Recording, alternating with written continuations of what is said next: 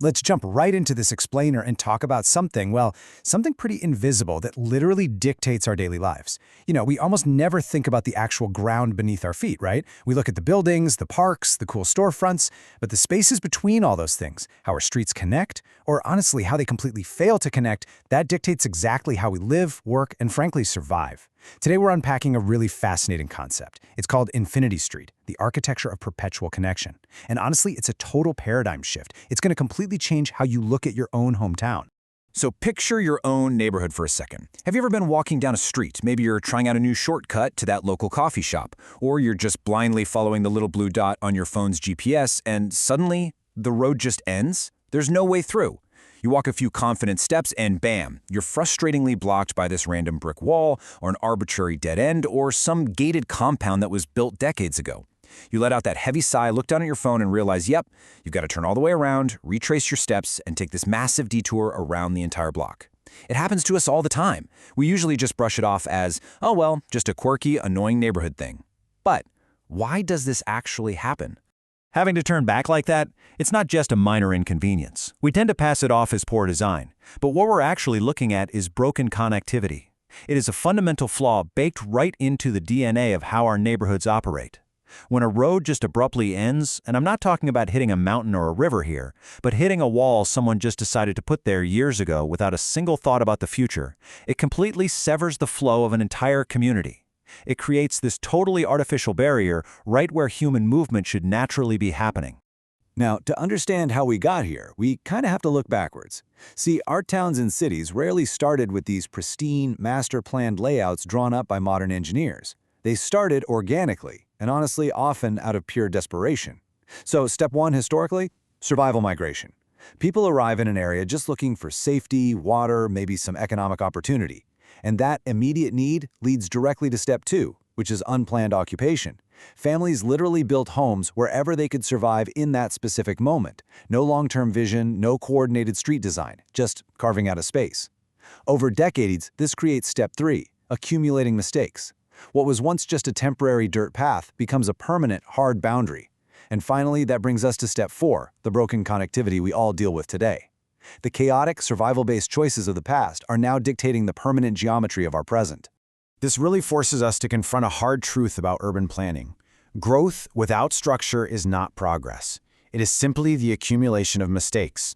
Think about how profound that is for a second. As populations exploded and these early settlements expanded, we didn't step back and correct those early layout mistakes. No, we just kept building right on top of them.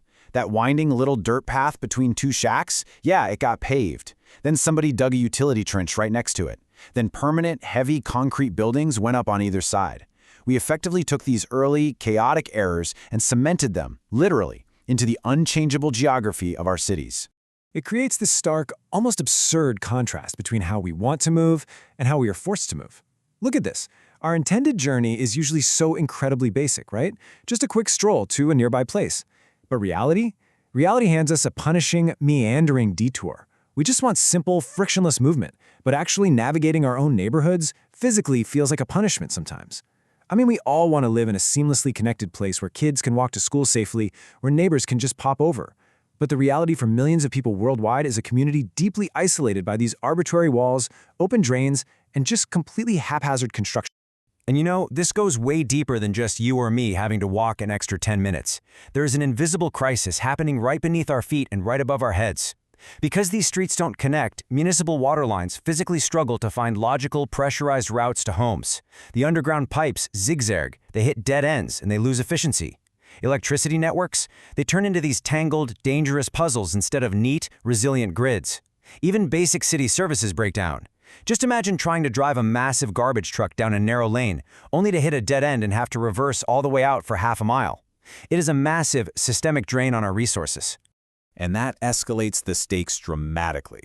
During disasters, whether we're talking about a fire rapidly spreading, a flash flood, or a life-threatening medical emergency, this broken structure suddenly goes from being just annoying to being incredibly deadly. Picture an ambulance, sirens blaring, trying to reach someone having a heart attack. The GPS insists there's a route, so the driver turns down a residential street, only to be met by a rusted iron gate or a brick wall that was put up 30 years ago. So what happens? The driver has to throw it in reverse, navigate all the way back to a main road, and try another path while precious, irreplaceable seconds tick away. The fire trucks, the ambulances, they are out there, they're responding, but physically they are trapped in a maze.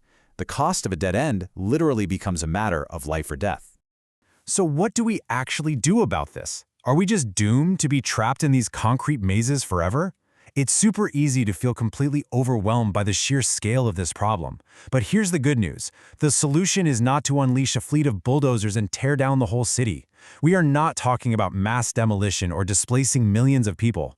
No, what we need is a structural correction, just a simple foundational shift in how city planners and honestly, everyday citizens approach negative space, the space between our buildings.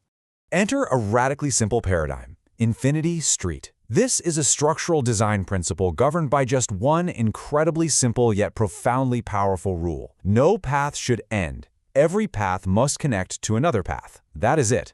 It's the absolute, uncompromising elimination of the dead end. Imagine a community where every single road, lane, and alleyway naturally and perpetually flows right into another. It's an architecture of endless continuation. So, how do we actually pull this off? Well, it's methodical and precise. It's almost like a surgeon healing the circulatory system of a patient. You start by examining every single blocked path and dead end in an existing settlement. Then, planners correct every interruption by deliberately opening up every possible connection. Like, if a wall is blocking an alleyway from joining the main road, that specific section gets opened up. And when these new connections are made, they aren't forced into unnatural grids if the terrain doesn't support it. Planners use natural straight lines or smooth curves. The whole goal is to heal the city map so that movement finally feels fluid and completely unbothered. Now, the absolutely crucial, non-negotiable target number here is 0. 0 dead ends, 0 isolated lonely lanes, 0 broken movements allowed anywhere within the system. Yes, it is a wildly ambitious goal, but by enforcing this strict, unyielding rhythm of continuous connection, we are totally rewriting the spatial DNA of how humans navigate their everyday environment. We're literally removing the roadblocks to our own progress. When you look at it, the contrast between these two philosophies could not be sharper. The old way, it traps us in a static maze built on dead ends, which inevitably causes broken movement and leaves people feeling boxed in by their own neighborhoods. But the infinity street paradigm does the exact opposite. It transforms that static concrete into a living, breathing system. It prioritizes continuity, smooth flow, and ultimately absolute freedom of movement. It takes a restrictive trap and opens the whole thing up into this highly accessible, infinitely explorable network. We really have to remember why this matters on a human level. A settlement, a city, a town, it isn't just an arbitrary collection of concrete, brick, and glass. A settlement is a deeply complex network of people. It's people moving, living, responding, and surviving together. True, successful urban design is ultimately about survival efficiency.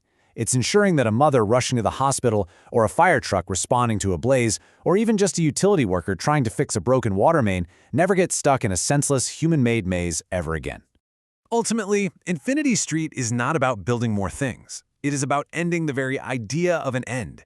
It's actually a beautifully poignant thought when you really sit with it. A city should never trap its own people. It shouldn't block you from your neighbors, or from critical resources, or from your own safety. It should constantly, effortlessly, carry you forward.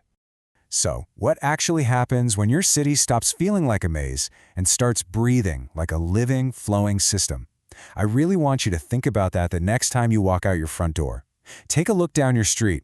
Look at the paths you take every single day. Where do they go? Do they carry you forward endlessly into your community? Or do they stop you in your tracks? It is definitely time we start expecting our built environments to connect us infinitely.